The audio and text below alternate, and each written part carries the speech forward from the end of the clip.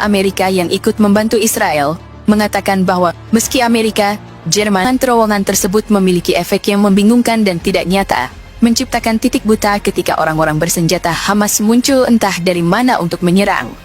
Ariel Bernstein mengatakan bahwa rasanya seperti sedang melawan hantu, tidak dapat melihat arah serangan kelompok Hamas.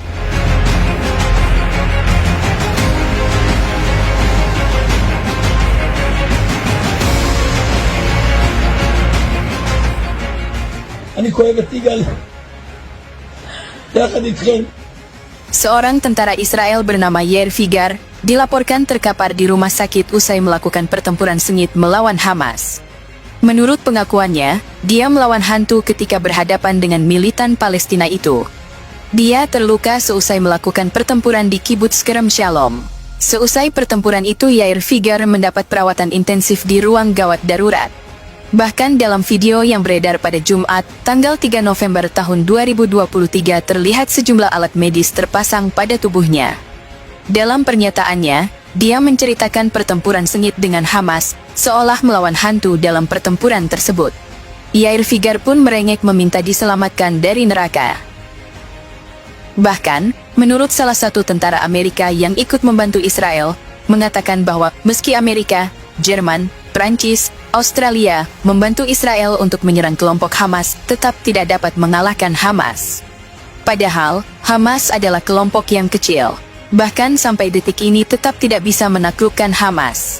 Tentara Amerika itu mengatakan bahwa Tuhan bersama Hamas. Agar lebih jelas, mari kita lihat pernyataan tentara Amerika tersebut. Let me get this straight. So, we sent our forces, the US forces. Germany is helping them. France is helping them. Australia is helping them. Some of the Arab countries are helping them because they're on the payroll, obviously. All of that just to fight Hamas, and Abu Ubaidah is still winning? Something is not adding up. But what does that tell you, though?